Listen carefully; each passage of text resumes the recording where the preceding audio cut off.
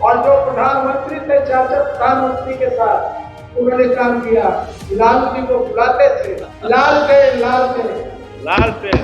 बिहार में लोकसभा के चुनावी समर के बीच पूर्व सांसद रंजन यादव मुख्यमंत्री नीतीश कुमार का साथ छोड़कर आरजेडी में शामिल हो चुके हैं। राज्यसभा सांसद मनोज झा ने पार्टी कार्यालय में रंजन यादव को पार्टी की सदस्यता दिलाई। इस दौरान रंजन यादव ने आरजेडी सुप्रीमो लालू यादव की जमकर तारीफ की। कहा कि उनके और लालू यादव के बीच शुरू से ही मधुर संबंध रहा है। लालू यादव 4 प्रधानमंत्री के साथ काम कर चुके हैं। यही कारण है कि देश में हर जगह उनको प्रचार करने के लिए बुलाया जाता था। इसके अलावा रंजन यादव ने ये भी कहा कि बिहार में लालटेन की लहर चल रही है। शुरू से पूरे देश के पैमाने से लालू जी का हिंदुस्तान की जनता की जरूरत रहती थी, तो चाहे वो नॉर्थ ईस्ट का मणिपुर, नागालैंड, त्रिपुरा, अरुणाचल, मेघालय, मिजोरम, सिक्किम, असम हो, या केरला, आंध्र, कर्नाटक, तमिलनाडु, महाराष्ट्र, गुजरात, हर जगह इनकी डिमांड थी। चुकी गरीबी, पिछड़ा, दलित, अकलियत की जो समस्याएं रहती थी, इसको बड़े मजबूती से उठाते थे, जिसका परिणाम था कि लालू जी पूरे देश जो मैंने बताया, नॉर्थ ईस्ट में हो गया, केरला, आंध्र, कर्नाटक, तमिलनाडु, और जो प्रधानमंत्री थे, 4 प्रधानमंत्री के साथ उन्होंने काम किया। लालू जी को बुलाते थे। लालू जी क्योंकि पूरे देश का जो पिछड़ा है, दलित है, अकलियत के लोग हैं, वो कोई खोज, उनकी उपस्थिति चाहते हैं, इसलिए आप जरूर आएंगे। कोई लड़ाई नहीं होगा। लाल पे।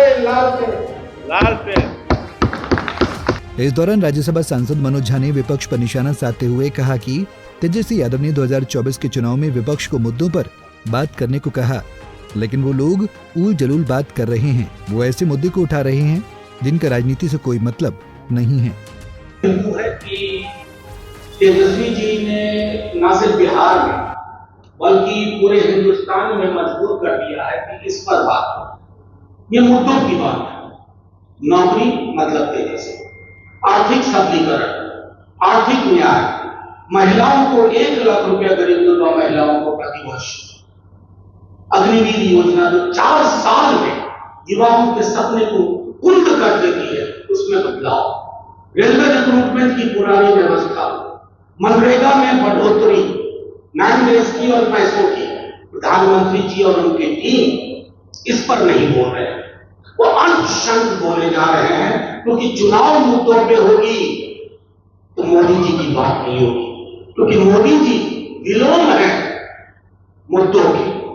हमारे लिए ये महत्वपूर्ण है कि गरीब की थाली पर अगर चुनाव हो, दुनिया में आपने कहीं देखा है कि अमेरिका में चुनाव हो रहा हो, वहां का प्रेसिडेंशियल कैंडिडेट मंगलसूत्र और भैंस खोलने की बात कर रहा हो, क्या हो गया उस विमर्श को?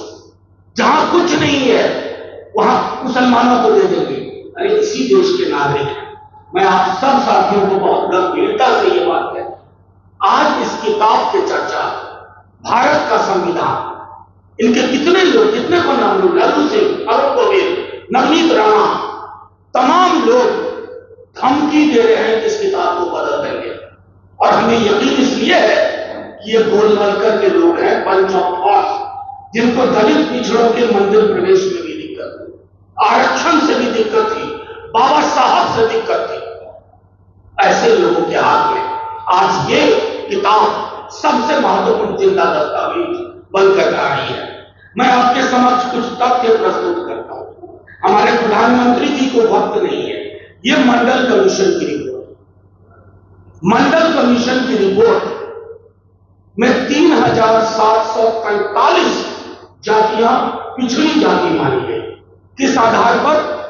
आर्टिकल 15, आर्टिकल 16 के हिसाब से सामाजिक शैक्षणिक आधार पर। अब मैं पढ़ के सुनाता हूं।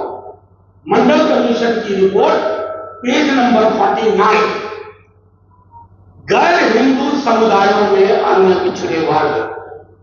इसमें लेश मात्र संदेह नहीं है कि गैर हिंदू समुदायों के बीच सामाजिक तथा शैक्षणिक पिछड़ापन लगभग वैसा ही है जैसा कि हिंदू समुदायों में, यद्यपि जाति प्रथा हिंदू समाज के लिए विशिष्टता है, तथापि वास्तविक व्यवहार में यह गैर हिंदू समुदायों में भी है।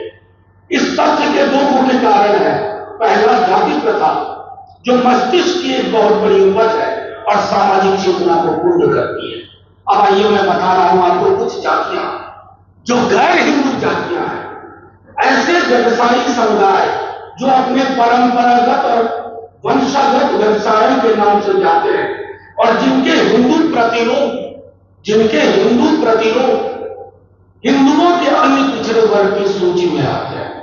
कौन कौन है? उदाहरण के लिए धोबी, तेली, धीमर, नाई, गुर्जर, कुम्हार, लोहार, दर्जी, बढ़ई। ये क्या है? किसी ने पढ़ा है? ये मंडल कमीशन की रिपोर्ट है। इससे पूर्व कर्पूरी ठाकुर जी ने सामाजिक शैक्षणिक आधार पर व्यवस्था की। कुछ भी बोले जा रहे बिना जानकारी के। अरे आप देश के प्रधानमंत्री हैं, आपको वक्त नहीं है, मैं जानता हूं, लेकिन मैं कहिए तो किताब भिजवाऊं अगर आपके पास नहीं है। इस किताब को पढ़िए और इस तरह की बकवास, ओछी टिप्पणियां आप बंद करिए। मैंने सीधे तौर पर मंडल कमीशन की रिपोर्ट आपके समक्ष रखी है। आपके समक्ष तेजस्वी जी का वचन पत्र रखा है, आपके समक्ष ये किताब रखी है। उसके बावजूद हमारे प्रधानमंत्री जी और उनकी टीम चुनाव को मुद्दों पे लड़ने में हार रहे हैं, प्रतिदिन हार रहे हैं। तो हार की बौखलाहट में किसी ने मुझसे पूछा, अभी आप द कैमरा वाली बात कर रहे हैं, क्या लग रहा है चुनाव का? बहरहाल, जैसे जैसे लोकसभा 2024 का चुनाव आगे बढ़ रहा है, ठीक वैसे वैसे ही बिहार में सियासी समीकरण बदलता दिख रहा है। तो वहीं 2024 के रण फतेह हासिल करने के लिए पक्ष और विपक्ष के नेताओं ने एड़ी चोटी का जोर लगा दिया है। अब देखने ये दिलचस्प होगा कि 4 जून को बिहार की जनता किसे अपना किंग चुनती है। पंजाब केसरी टीवी के लिए पटना से अभिषेक कुमार सिंह की रिपोर्ट। हमसे जुड़े रहने के लिए हमारे YouTube चैनल को सब्सक्राइब करें और नई वीडियो की नोटिफिकेशन के लिए बेल आइकॉन को दबाएं।